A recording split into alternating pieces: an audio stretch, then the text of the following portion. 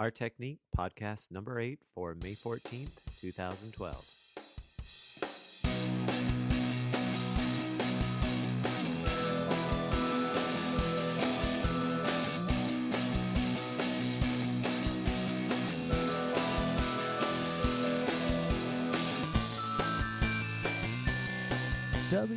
WQPI.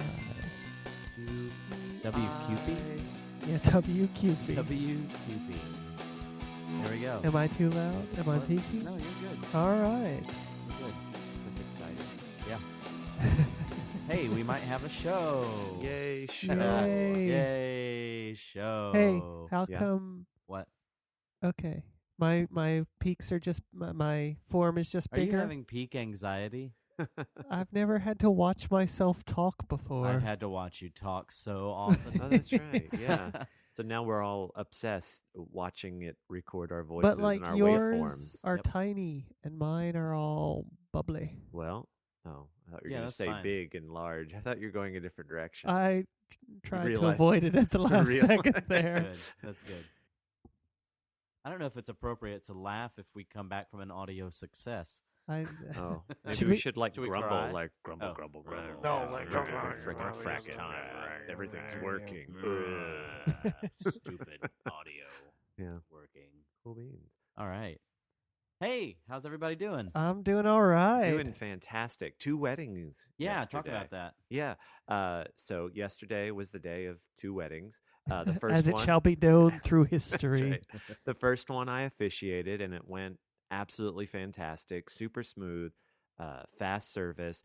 And I was talking to the woman that runs the Rankin, the atrium area where they rent out primarily, she says, for weddings and And stuff. they're going to start recommending you specifically? Yeah, she told me, she said, make up some business cards because a lot of times couples that come in maybe are not necessarily in the well-known, established in the area, or maybe they just don't have a church and they need somebody. And so she said, make up some cards and I'll put them out with all the other things like DJs and How other things. fantastic. Yeah, I would like So- to cite my previous request to take 10% of all sales on that Why do you get to claim it?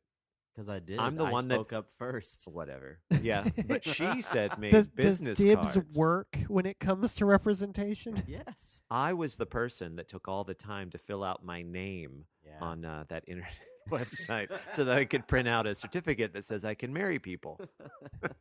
The I internet took the says time. you can marry. Yeah. And then the second wedding, like as soon as the service was over, I Right. ran down the street because it was only 2 blocks away where the other wedding was taking place.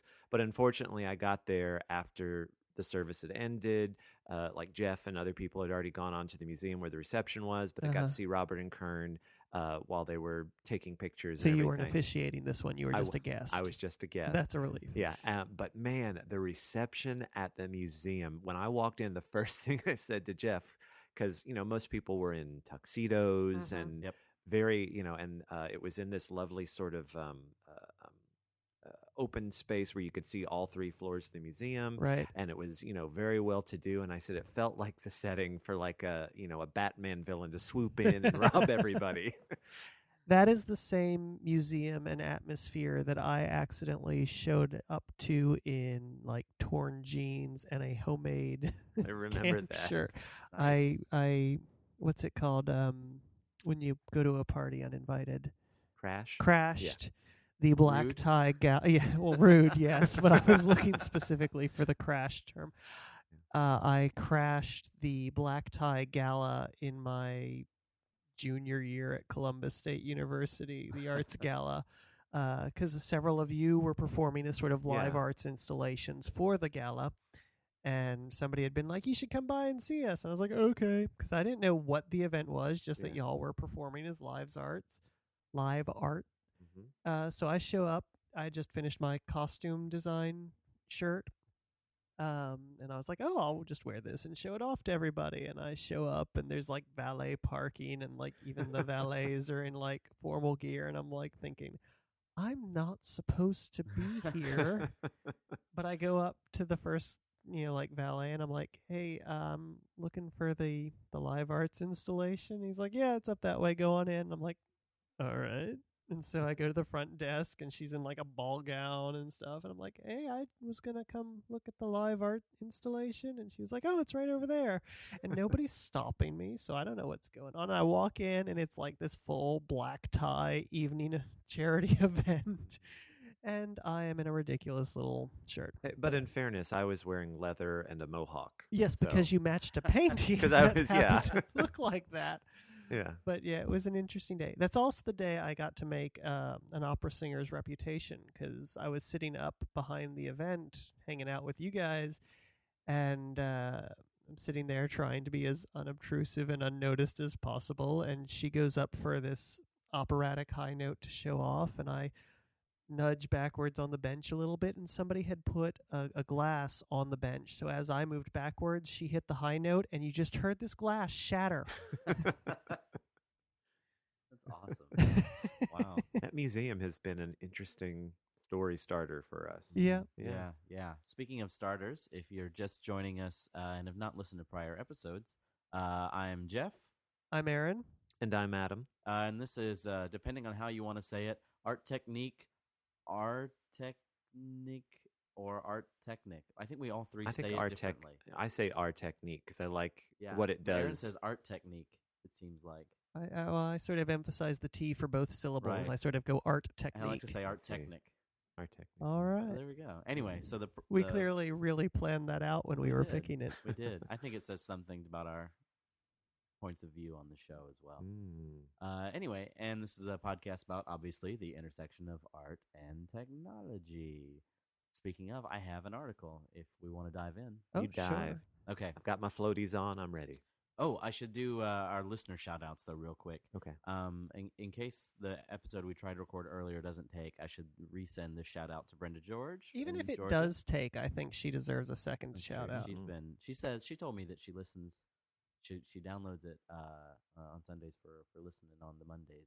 That was sort of why was we sort of the picked as a idea, release yeah. as Sunday release. Nice We were to know like, that is a thing that works. But hey, we're doing well in Atlanta, San Francisco / Oakland / San Jose, Birmingham, Austin, Norfolk, Washington D.C., Philadelphia, Los Angeles, Asheville, North Carolina, San Antonio, Savannah, Dallas, Albany, Chicago, New York, Memphis, Columbus, Tallahassee, and those other countries that we've mentioned in prior shows. Anyway, my thing is this thing called Artemis, and I've been waiting for something like this for a long time, and I hate to bring the Star Trek reference this early into the show, I think but you're, I must. you're forcing it. But this is so Mhm. worth it. Okay. All right, it is it's a computer game, but the description is Artemis allows 6 people to take the bridge of a starship and tell their own story. So you buy the game for $40. You bring 6 computers and a big TV or a monitor, or they suggest a projection screen for ultimate epicness. And everyone has their own station, and every computer does its own thing. And they said even to the point where the captain has no control of what's on the view screen. The captain has to request for someone to put the data on screen for him to see, and you get to control every facet of the starship piecemeal like you would if you were on the bridge, right? Wow. And they've got missions, and they've got sort of free exploration and battles. And my understanding is it's basically one guy who's doing the grunt work of the coding on this. And he says, I'm thinking about bringing other people in, but I kind of don't want to. Yeah. And he's just doing this thing because he loves it, and I think it's amazing. Like, this is something I've kind of waited to see for a long time. Yeah. And where I think it relates to us, besides just being interesting piece of tech, is we come back to story so often. Mm-hmm. And he was saying that it's not really, I'm not really out to force a story on anyone. He says, but by the players coming together and doing the free exploration or going through a battle, the real story happens not in the computer, but in the room between the people. So how they play. So he's specifically setting up so he wants the bridge crew to be in the same room and not online. And He wants them all to be in the same room. Right. Yeah, so it's sort of a virtual dungeon master and allows the crew to figure out how they're going to work together. Yeah, that's exactly what he wants. In fact, Dan sent me the article about this, saying he'd love to Mm-hmm. run one of these. So I think that would be incredibly cool. The graphics are pretty light. They said even a Mac running Windows could run this game, which made me happy. Even a Mac running Windows. They said there's something magical that takes place when you walk into a room and see the 5 stations and main view screen in action, showing information and allowing you to control all aspects of your ship. In the right room with the lights low, it's easy to pretend you're in space. This is LARPing for science fiction fans, with the exception that everything you want to work actually does. You're not pretending to throw spells, you're actually telling engineering to send more power to the shields during a tense standoff. They say the battle's just like, you'd run it on Star Trek. It's that kind of naval style. Mm-hmm. And I think that's incredibly cool. In fact, I'll cite where this comes from later. Do you know if you can play with a partial crew, or it won't work without a full complement of 6? I Because do not know. that's potentially difficult to get all in one They room. do all say in one require time. some organization, Yeah. and some hardware. They say you need all 6 for the full experience. There's 5 stations in the view screen. Mm-hmm. That seems to imply that you can play without all the stations, but I don't know, what that does. Everybody But tries to run 2. So when you say 5 stations, so there's the captain who doesn't have a station, but just directs. I guess watches the view screen, right? Yeah, and reacts from there. Wow. Yeah. Huh. Six computers, and anyway, I love that they recommend a projector for ultimate epicness. Sure. But I also love the idea that he's talking about the story being created with the people in the room, and that it's not about the technology. And I think that's beautiful. I think you're not being forced to play out some sort of outlined mission, like like you a lot have, of the, like on Star Trek Online, which is sort of a Right. shortcoming of that game. Yeah. And it's I won't say it's been my only hesitation why I haven't played, because I'm just haven't had a lot of time either. Sure, but yeah. with you guys, but I would really be in for all the Polar Studios guys sitting in a room and play out this game. That'd be That would be great. fun. That Yeah. would be awesome. Well, that's what we were. I mean, we had this false hope. Like, we acknowledged that it was a false hope even going into it, that somehow Star Trek Online would have that element of you become a team rather than a group of individual players. And you really don't. The very first mission has like submissions, even for, if you're the engineer, you can go click on this extra thing. And so we were like, oh, okay, finally in the first mission, here's that thing we were hoping it was going to do. Great. But then it's like, you've done this thing. And it's like, oh, well, we didn't know if it was going to be a mini game or World of Warcraft or a regular sit-down video game. Yeah, in this article, the guy goes on to sort of rail on video games that are so tightly scripted that they're basically movies trying to pass for a game. and he talks about the whole sort of philosophy of gaming, and that in gaming, you're not meant to be necessarily told what to do. You're meant to find problems and solve them. And it makes me think of why I liked video games when I was younger, where there weren't as many graphics, and so any story that was to be had outside of the objective was all whatever your imagination was putting onto these characters, which is why I think like Link in the older Legend of Zeldas, that silent protagonist, you don't know much about who he is, and the player sort of fills in with whatever they feel like he is. So anyway, that's my thing. I thought that was kind of cool. That is neat. Cool. It could also open up some interesting, other possibilities. That same idea of technology incorporating into a live interactive game rather than strictly, online, where guild members never, see each other, know each other by anything more than their login name. They could release extra episodes, or it could then be applied to other formats. The technology lends itself to Star Trek because of that sort of view screen workstation setup of the bridge, but you could use it as a gaming system for other things, sort of a Dungeons and Dragons style one where, you've got sort of the leader of the band, and then everybody is working on their own thing and it's monitored up on a central feature, it would be less immersive because it wouldn't be the game reflecting the reality, but you could still use it to tell other stories. Yeah. I'd be interested too, as from an education standpoint, because it's very kind of role drama, where you take on the role of a bridge crew or Totally the scene in Star Trek 2 with the Kobayashi Maru. Oh yeah. test. And just it's because it's a nice way, I don't know, explorers in time and Oregon Trail, that old game. It kind of reminds me of that sort of thing, and be a great way to kind of explore and experience cultural things, or I don't know, maybe you're doing some real science, like you need to solve an actual scientific problem using the proper formulas, but in the context of aliens are going to blow you up if you don't solve the equation. Yeah. You could also, take, the elements of the fantasy out of it in a way that it's like bridge crew, yes, and you can either explore the solar system, or maybe it's like we're, secret space pioneers looking at China. So like Space Oregon Trail. And Space have the kids do the solve the problems, but have it be less about like a combat simulation sort of game, but more just the exploration side of Star Trek. Didn't they do something like that with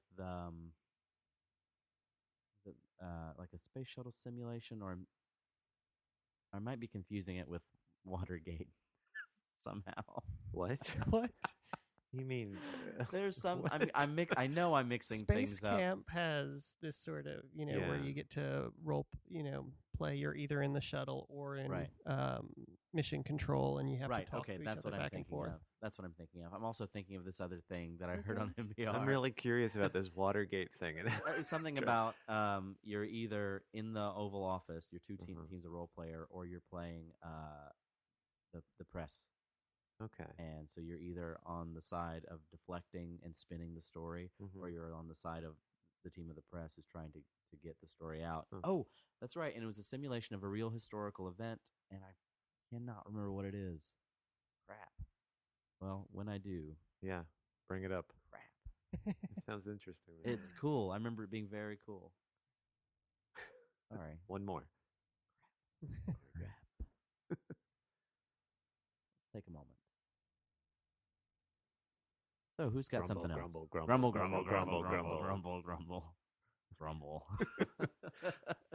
Something that I was looking at, and it was interesting because I had to research a good bit to, understand most of the terms that were out there.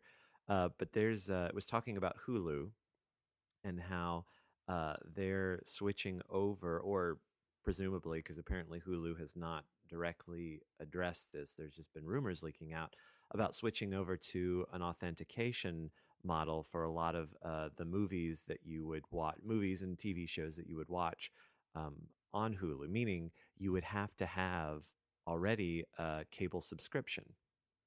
And so when you click on, like the HBO Go thing, yes, okay, yes, and that was, they may be putting these rumors out there, maybe to kind of test the waters to see, because that's the point that a lot of people were making. They were like, these types of services already exist, and Hulu's unique in the sense that it's not that way. Well, so much of their library is from the broadcast networks, which NBC specifically, right? That's where it started. NBC, Fox. I think so. And a lot of the articles that I was looking at also said typically the most watched content on Hulu is the network TV stuff. And and I can even talk from experience. That's the cable service that I have where I live. It just is included with the rent I'm paying, and it has network. However, I'm very rarely home when those shows are on. So, and I don't have a DVR or anything like that. So that's what I use Hulu for. Is after a couple of weeks, one Saturday. I finally have an afternoon free. I'm going to watch 6 weeks worth of X. I draw a hot bath. I put the Epsom salts in, and you tell the alpaca to go away. Say, go away, go away. And I watch, Parks and Rec and Office and all the Thursday night stuff that's kind of built up. So it was, I don't know, it was an interesting kind of question they posed, but it's interesting because 3 or 4 years ago, they said the future was everybody's going to this sort of a la carte thing where you can pay and select the specific shows that you want to watch, and it's all going to be streaming. And Right. but it's interesting And the that there's advertisers are terrified. right, and that's what they don't know exactly how they're going to make their money because.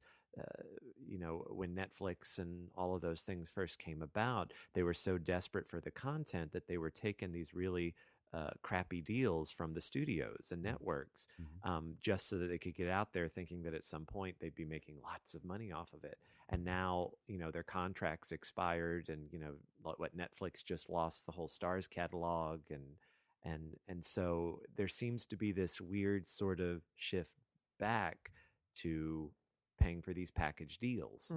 And so no one's really sure, I guess what's going to win. And it's like, we're just doing the same thing we've always done. And I don't know, I just curious your thoughts on it. Cause I had to do a lot of research for me personally to understand what a lot of this stuff was. And, they said, well, everybody will shift back to torrent use, and I had to look up what, I'd heard that word, but I didn't know exactly what torrent sharing was. And so I had to, learn. So I was just curious what my more experienced friends think about this.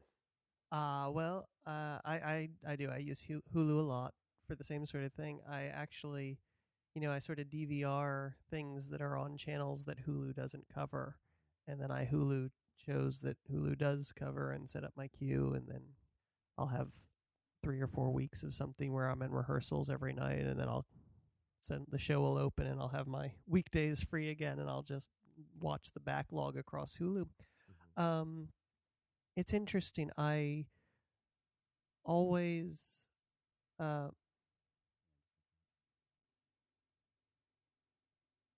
don't know whether to laugh or grumble.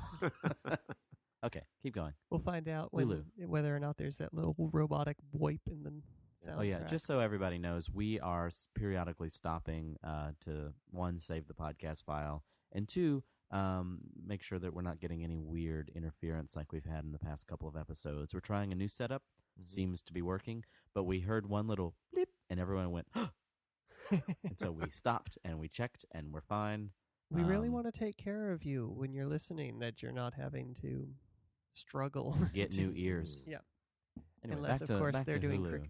Hulu. Yeah. What about it? Oh, that was me. You were umming and awing, summoning the information from the depths of your broad base of knowledge. Watching the back catalog. Right. The channels that don't Hulu but still offer their content for free, I have a much harder time remembering to go watch those shows. There are certain shows that are available to me every single week for free online when I can't watch them on the live broadcast television.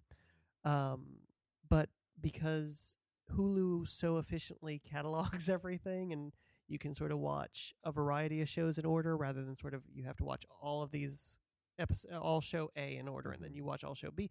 It can actually show you the mix, so that which for me is a better option. Some people like watching through all of the episodes of the same show, and it can do that too, which is nice.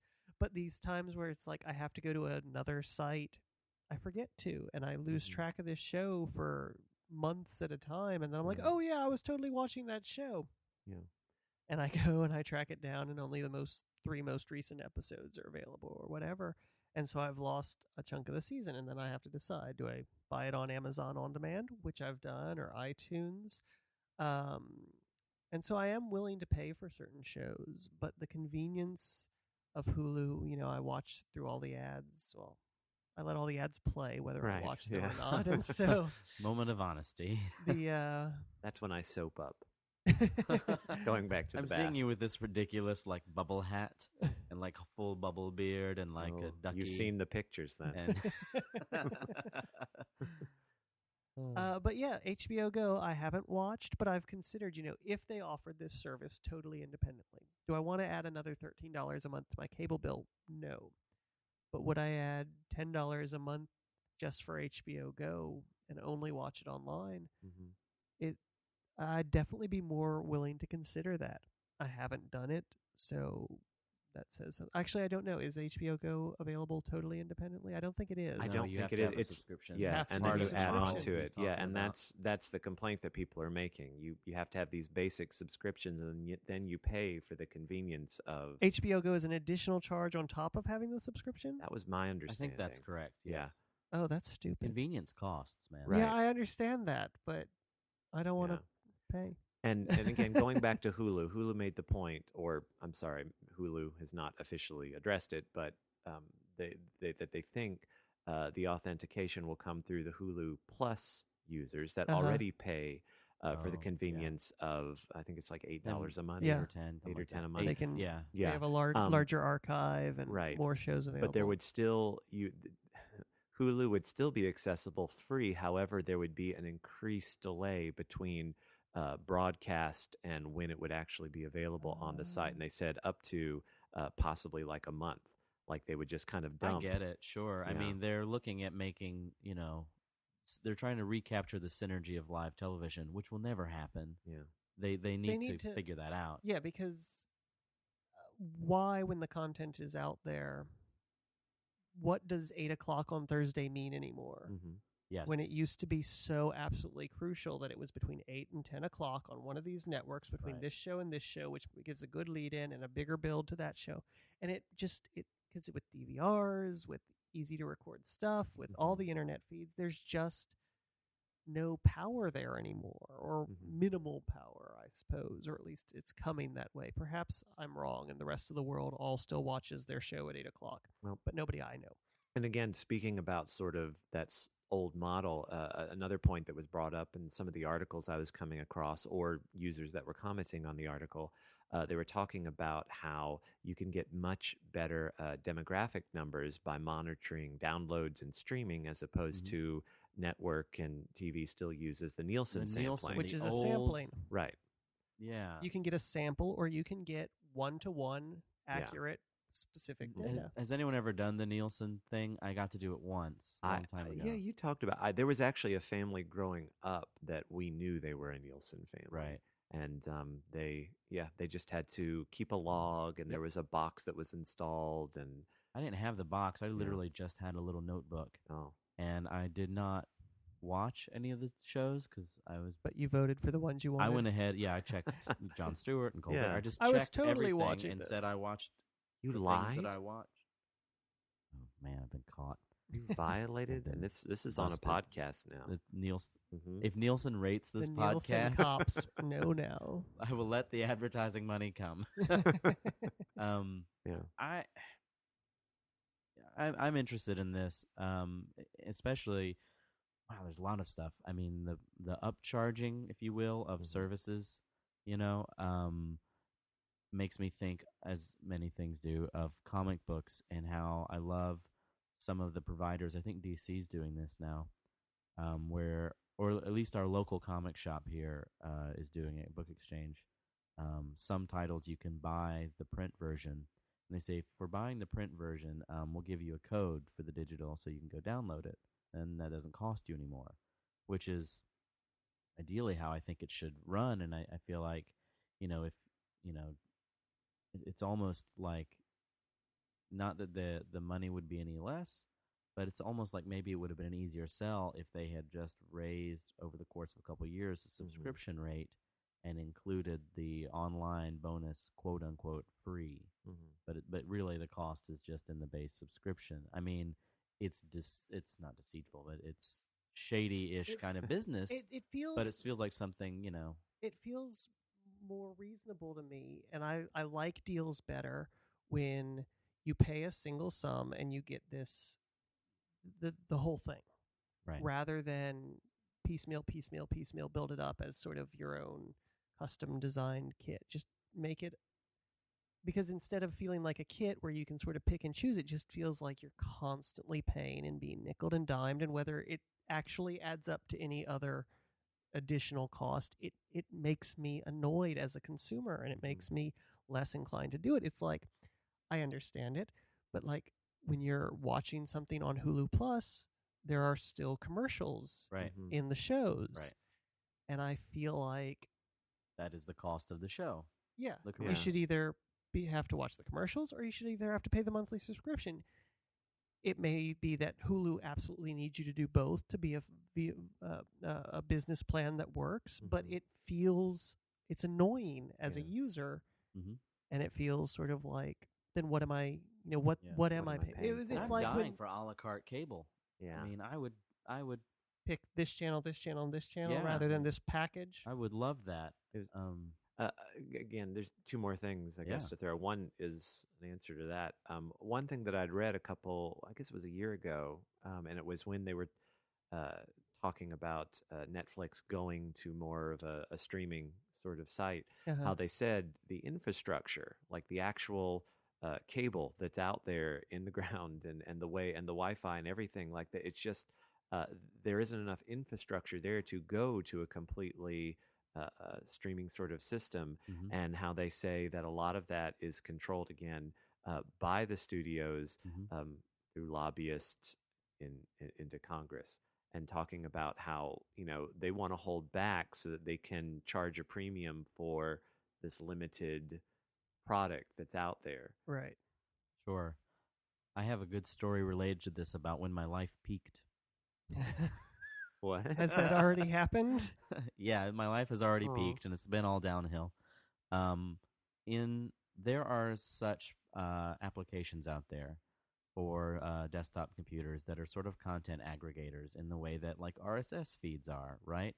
In that, you can go individually to sites like CBS.com, to solve Aaron's problem, or go to Hulu, or go to like, what's the Project Free TV and those other ones. Or you can use a software thing. So I used this program for a while called Boxy, and it was in beta by the time that I had used it.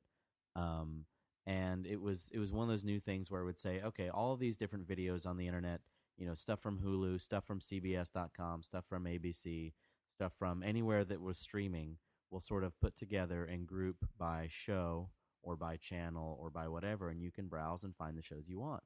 And I used that to keep up with Craig Ferguson for a while when I used to have to do morning shows. So I'd have to get up really early, but I wanted to watch Craig Ferguson, but he came on late.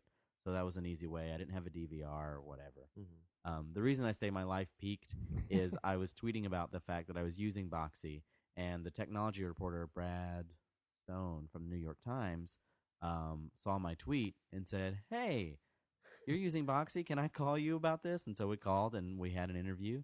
And then I got quoted in the New York Times. And then I said, well, that was it. My life has now peaked.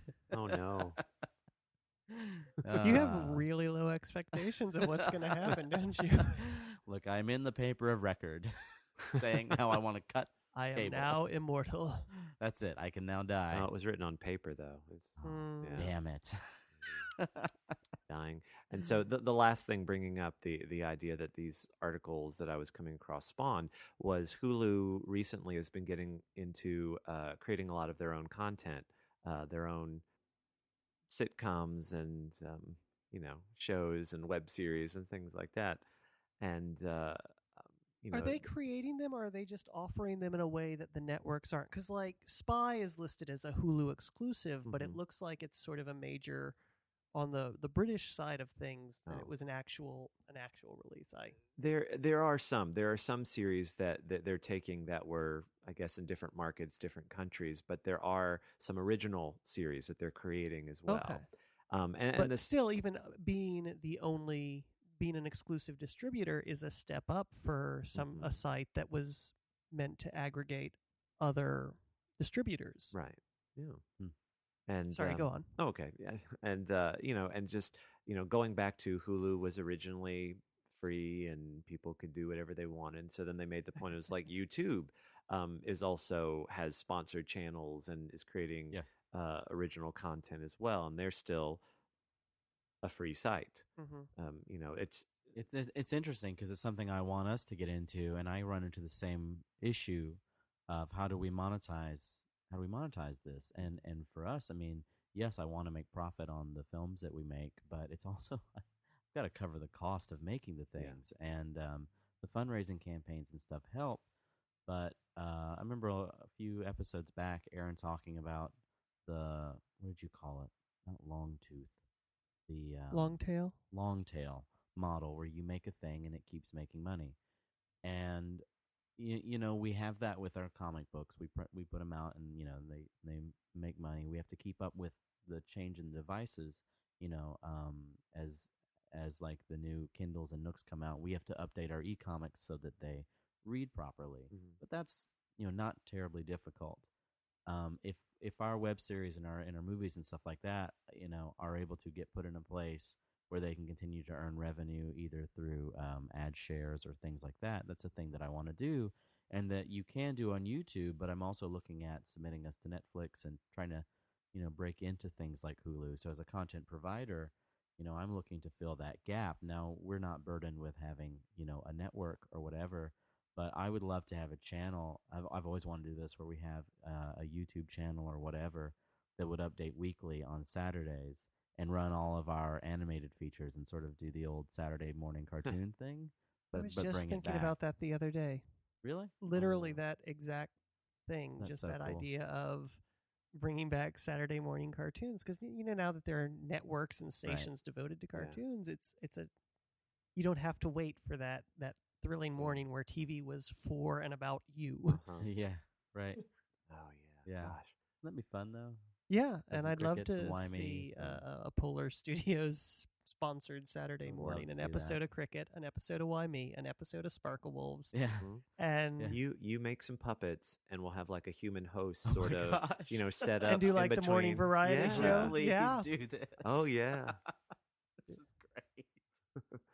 First, we've got to get episodes of all of those things. We That's just okay. We're on their way. We're on their way. Blah, They're blah, coming. But Look, we We've got to trick all of our listeners and subscribers into buying some $60 a month, cable type subscription. Okay. Like they pay just a chunk of money to us so that they have access to everything that we make. By the For way, $60 a month, you can have a podcast with questionable audio. hooray! So for those of you that would like to subscribe to the Polar Studios Network, click that donate button on the right-hand side of your screen. It's my 2 cents. That's Yeah. so funny. I'll put it in the donate pile. What you got, Aaron? I have got sort of a personal project and technological art experience I wanted Oh. to tell you guys about.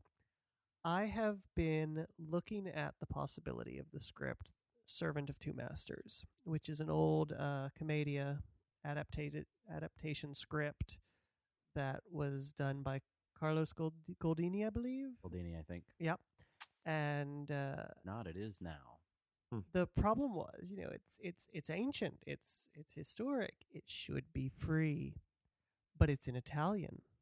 Italian is free. All of the translations have been done recently and are not public domain. So the adaptations and translations that are available in English are not free.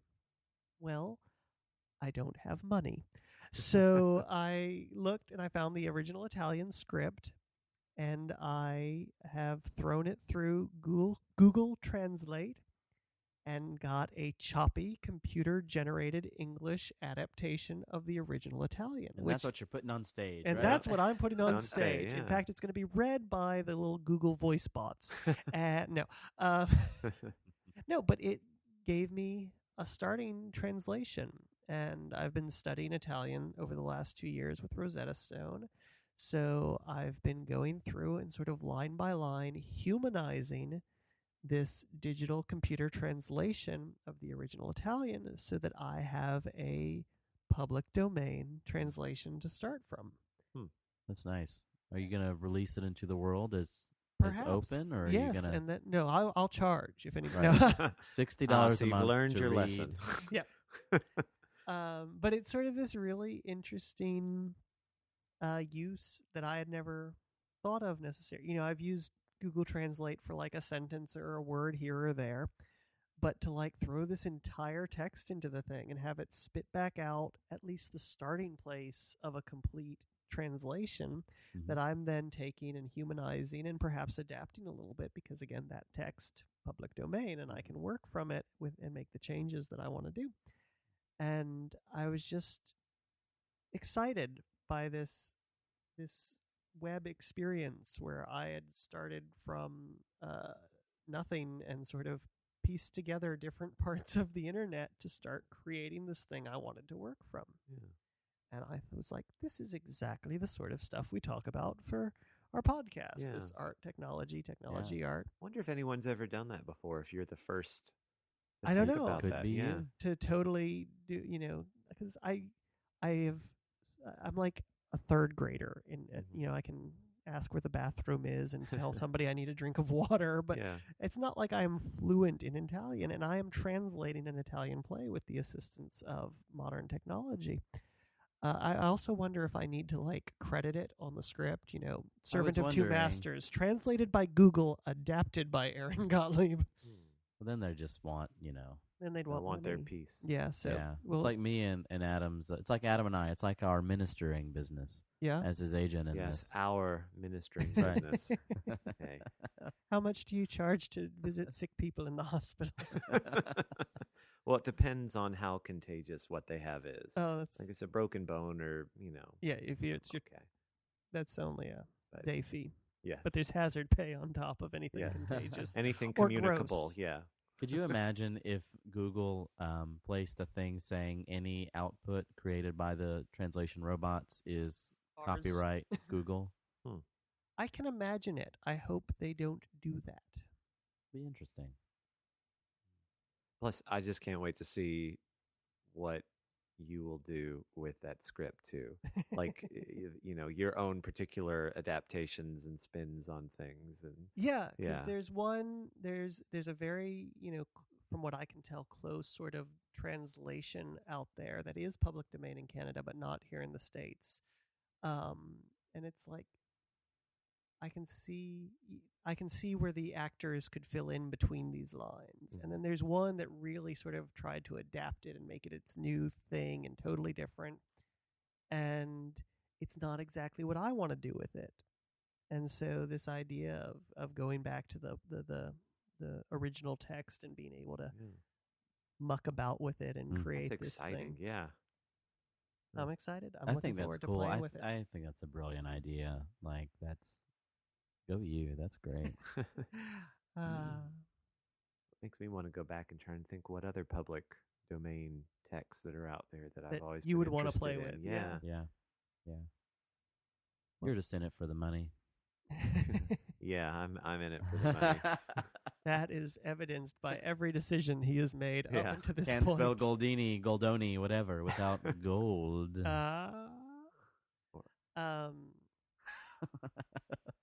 I could see you doing something with one of the, but I was going to say sort of one of the ancient Greek texts. I think you Mhm. could have a lot of fun with, but I don't know that Google has an ancient Greek setting on its Mhm. translation page. It'd be fun to see what it did with the modern Greek or take There's one of the probably- original Klingon texts and play them into something. Then you could really have fun with Hamlet.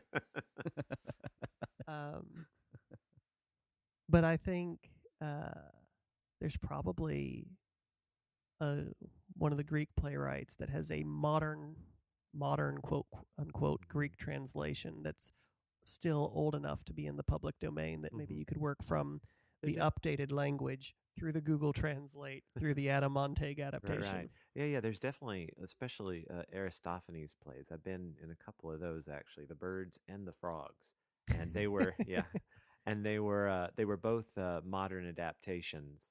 But it would be interesting to go back and see the public domain text and Yeah. see because I kind of had Ideas about some things, especially with the birds, because it's all about politics, really. Sure. Yeah, Politics is for the birds. it is for the birds. That was his tagline too. Yeah? Yep. On the his little original scroll. wanna see play that poster. poster. See, a lot of my worldview is confused because as I was getting a little older, my parents took me aside and told me about the birds and the frogs, and it really just muddled Ah. everything from there on. Speaking of Greek stuff, really, I found an article about the world's oldest computer. Is it Greek? Oh, It's not that thing over there in the corner. are we doing It another is Greek. episode today? I think we should. Yeah. Okay, cool. I think we should do Then 2 I won't today. mention this other thing. Okay, great. But I think So Greek's oldest computer. Sorry. Greeks, it dates back to the 1st century BC or BCE. Uh-huh. All right. And BCE. basically, BCE. Yeah, we should say BCE. I'm the Or the- officiatant, the minister of the officiatant? group. Yeah, I like that's that. what I was referred to yesterday because Yeah. somebody said, "Are you the preacher?" And I was like, "I am performing the service." And then somebody said, "He's the efficient." I was like, "Oh yes, You are very efficient. You efficient give- and officient, Yeah. and omniscient." And militant. Who are we kidding? You Quiet, wore Jeff. epaulets to the Now you may talk. podcast today. The Antikythera, if I'm pronouncing that correct, and I may not be. It's Greek. It's all If you're Greek not to me. and you say it that way 2 more Right. times, the If demon we could will have arise. an ancient and Greek, maybe contact us, R- and we- you know. I Just haven't send been us some touched by an ancient epsilon Greek in a mail. long time. Creepy. Jacques Cousteau found it in the late 70s. Underwater, surprise. I'm talking about the computer. Where did you go? Eyes up here. Go on. All right. And Is it a water-powered computer? Shut up. No, it could be. You know, There like, were I water-powered hate you clocks. so much right now. no, that seriously. was a legitimate There question. are water-powered clocks in the old cathedrals. And Yeah. if the clock, or if what is now termed a computer, is Yeah. really sort of an ancient mathematical machine, Okay. Mhm. then perhaps it's run by clockwork. Okay, this is See? this is run by clockwork. This is that. It sounded like such smartassery. I coming from totally you. understood what you were saying, Aaron. I'm sorry that Jeff didn't understand. I I was apologize. completely I'm not referring to sensitive. the Futurama robot with the water wheel in the middle of the body. That But is this is run by clockwork, okay. and they weren't really sure what it did until they knew it was a computer, but they weren't sure what it did until recently. But basically, it's astronomical calculations, positions of sun, moon, a couple of planets, and things Okay. like that. So all run by cogs, and clockwork. And they said it had the precision of a 19th century clockwork piece, which I This thought is going to add a was very whole new cool. element to steampunk. There's going to be like Greek punk, Greek punk or something Greek now. steam. Where What it's- would we call that? what was Greco. Greco steampunk, Greco. Oh, so you take steam. Greco. Oh, we had to take the steam out. You're right. Take because Aqua the Punk? steam refers to the Victorian era where everything was steam Right, power. right. So So, Uh, Aquos punk. So, well, because Lever steam punk? is that's a state of matter, so you could be just liquid punk. ice punk. Democracy punk. What? What? Yeah. Yeah. No, Greek. Aqueduct punk. Aqueduct punk. That's Yeah. Roman, really, but Yeah. toga punk. Lamb Aqua punk. punk.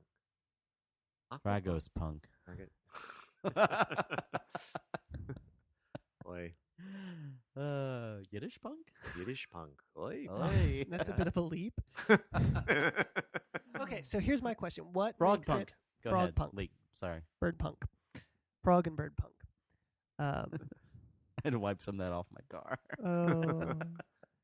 What makes it a computer Computer. and not a clock? Or is there some way that you can calculate differences between dates? Or Yeah. It had input output. Like okay, you could hang on, let me get to it. When a date was entered via a crank, and the crank's been lost, the mechanism calculated the position of the sun and moon or other astronomical information, such as locations of planets. okay, So I would say it is very much like a computer because you put in your input, I want to know on this day, and it Mhm. calculates the output saying, here's where things were on that day. So I would So then you count could- that as a computer. Oh, I mean, it's definitely. far beyond an abacus, It's Interesting. I think that's very that's cool. fantastic. I discovered today that not only is the Mayan apocalypse bunk because Did you read the article I sent you? Did you send me an article I did. just now? No, it was with my show notes for. I don't know. I guess not. Okay, but the article I think you're about to mention was in there. Oh, Funny, okay. I thought about Mayan apocalypse today as well. It's Yeah. funny. Not only is it bunk because the math doesn't actually work out if you include leap seconds and leap days and all of that, but they have found the big master calendar that the other calendars were sort of partial. They didn't share with. Quick use, like I'm seeing like this giant Google Calendar, and they hadn't shared it with you. No, there was. That's essentially what it was. They said there was a room. They were excavating some ruins, and there was a little bit of like red, brightly colored sticking up through the dirt, and they thought maybe a piece of pottery or something like that. And as they started to excavate, they found it was actually the entrance to like a room, and inside the room were very colorful drawings on the wall. But in one particular mural, it was actually a full calendar, and it didn't just go up to the December 21st, 2012, but it and it just went on and on and on. And they were saying how the Mayans particularly actually had, I think they said 17 different units of measuring time. Right, and we're up to like the 5th largest. Yeah. Wow. With the 2012 date. Yeah. And it was very interesting. And again, how they were saying, and this is kind of what I'd always said to you after I would mess with you with that it was ending. It's really just the end of a cycle. It's like saying, the month of February is done. Now we're on to March. The odometer is going to turn over. Yeah, so it looks like a bunch of zeros. But yeah. And it just happened that most of the other calendar and timekeeping devices that they were finding stopped here because that was the biggest chunk they assumed they would need. Right. But their master calendar, everyone send out this epoch, and when come time for the upgrade, we'll send you the next one. And the interesting thing about like this the bank room, calendar, right? They're hypothesizing that the room was actually for like a record keeper, because they said specifically underneath the calendar that they drew on the wall was a mural. So they made the room first with all the murals, and they think that this record keeper used this room for that purpose, and rather than continually pulling out his notes and checking, which were on giant stone slabs, right. So I imagine it was harder at the time. That they painted over part of the mural, sort of like a cheat sheet on the wall. Yeah, and so this was the cheat sheet that they just discovered. I liked somebody compared it to a Mayan whiteboard. Yes, where they had just jotted their notes up for them. But looking at this, I saw one article and I was like, all right, let me double check this. And I went out and there were definitely other sources that all agreed that this had happened and had been found, including even the Christian Post. And when the Christians are willing to denounce an end of the world scenario, you know that it's really just not going to happen. Yeah. I have this elaborate Adam Montag lineage backstory now in my mind I'm thinking of your mom working on the Y2K conversion. Okay. And now I'm thinking you have ancient Mayan ancestors, which all just look like you in Mayan headdress with handlebar mustaches, doing calculations over for when the next calendar's got to go out. Well, and now that I'm ordained and efficient, this is just one step closer to the apocalypse cult that I'll be starting soon. So he's going to start doing human sacrifices at the Mayan temple. That's right. And we will also have a donate button. This is why I'm trying to get in now. It would be so nice to register Polar Studios as a religion. People would throw money at us. We wouldn't have to pay for anything. No government cost. It would be fantastic. Okay. We've got a registered officiant now, so I was registered for a while on one of the internet sites, and I used to force people to get married in the college hallway. You married me one time. I don't remember to who, but who knows? Who knows? It was whoever was nearby at the moment. Yeah. It was great fun. And thanks. It was special for me too. Thanks. You didn't go to college. Thanks. Not for long. I'd just be like, would you like $1? And they'd be like, sure. And I'd look at somebody else and I'd be like, would you like $1? And they'd say, yeah. And so I'd like, aha, now you're married. It's legal for 1 month or until you fill out the paperwork. Then it's good forever. Nice. So I wouldn't make people married for a month. It was great. Nice wedding theme we've had today. It is. I've enjoyed that. Very appropriate. Oh, wait, can we pay for that? Yeah, that's got to be. Okay. Yeah. Well, I mean, I was as soon as I say it, so I doubt it. Yeah. Yep. So marriage. President Obama says he's for the gay marriages. God. Yeah. There's Or- a boost to the economy if we would nationalize it. Mm-hmm. I mean, they will spend some money getting married. Mm-hmm. Very tasteful weddings too, not like some of the tacky ones I've been to. Where they just get some guy That to happen officiate. Where they in just get hallways. some, yeah. Some mustachioed man stands By the in an way, atrium. Adam is all set to do gay marriages. You call him, he will come out to. He'll do legal gay marriages, illegal gay Mhm. marriages. He is ready. He will marry. Anything Anybody. to anything. Well, okay. Oh, what Not are your anything limits? to He's anything. got standards. I'm not gonna. now. Well, I'm not gonna marry people to animals, toasters. But according to people, that is the slippery slope that is open by gays being allowed to marry.